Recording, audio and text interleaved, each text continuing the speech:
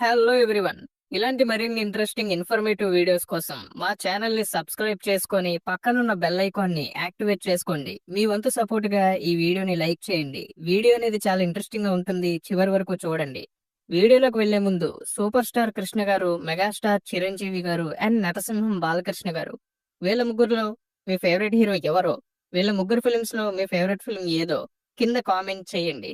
ఈ రోజు మనం 1988 లో కేవలం 2 వారాల గ్యాప్ లో వీళ్ళ ముగ్గురి మధ్య బాక్స్ ఆఫీస్ దగ్గర జరిగినటువంటి భీకరమైన కాంపిటీషన్ గురించి, ఈ బాక్స్ ఆఫీస్ వార్లో ఎవరు గెలిచారు, ఎవరు విజేతగా నిలిచారు అనే దాని గురించి ఇప్పుడు మనం తెలుసుకుందాం.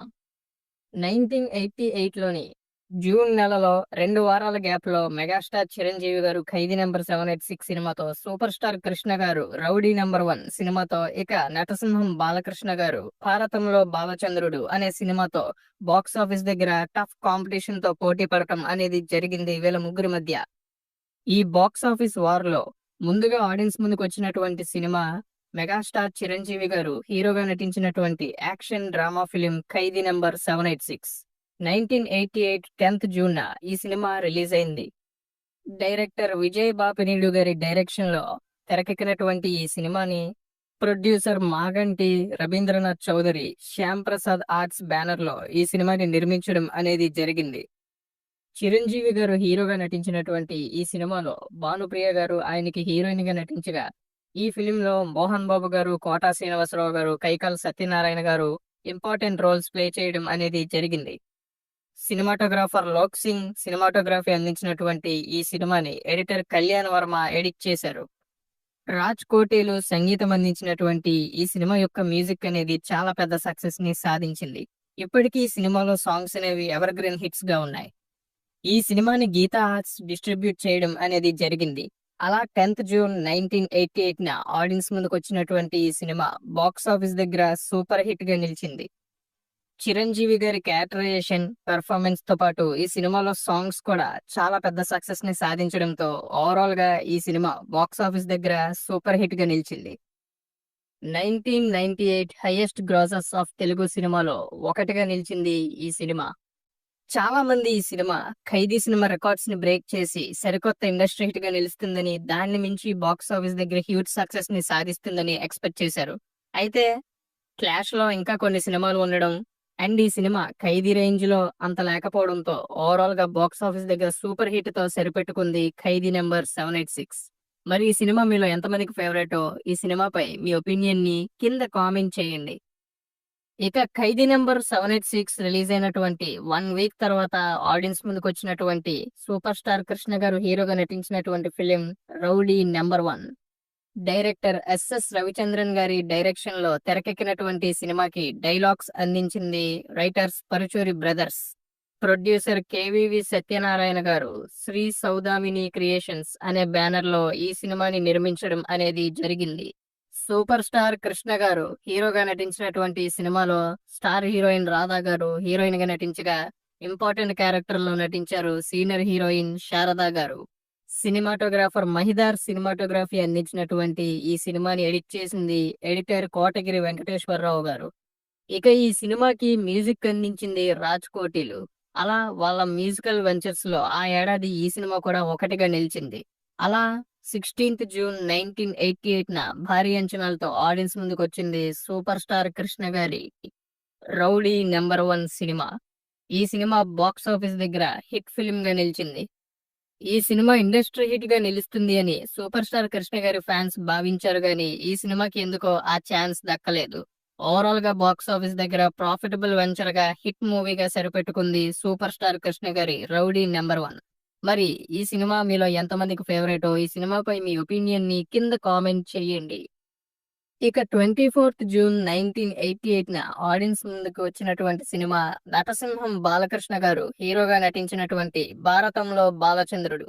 ఈ సినిమాకి కోడి రామకృష్ణ గారు డైరెక్షన్ అండ్ స్క్రీన్ ప్లే వహించగా, ఈ సినిమాకి డైలాగ్స్ ని అందించింది రైటర్ గణేష్ పాత్రో గారు. వియత్నాం వీడు సుందరం స్టోరీ అందించినటువంటి ఈ సినిమాని జయబేరి ఆర్ట్ ప్రొడక్షన్స్ అనే బ్యానర్ లో బి కిషోర్ గారు నిర్మించగా, మురళీమోహన్ గారు ప్రెజెంటర్ గా వ్యవహరించారు. నటసింహం బాలకృష్ణ గారు హీరోగా నటించినటువంటి ఈ సినిమాలో భానుప్రియ గారు హీరోయిన్ గా నటించారు. సినిమాటోగ్రాఫర్ కెఎస్ హరీష్ సినిమాటోగ్రఫీ అందించినటువంటి ఈ సినిమాని ఎడిట్ చేసింది ఎడిటర్ టి సురేష్. ఇక ఈ సినిమాకి సంగీతాన్ని అందించింది మ్యూజిక్ డైరెక్టర్ చక్రవర్తి గారు. అలా ఈ సినిమా 140 నిమిషాల లెంత్ తో అత్యంత భారీ అంచనాలతో 1988 24th జూన్ ఆడియన్స్ ముందుకు రావడం అనేది జరిగింది.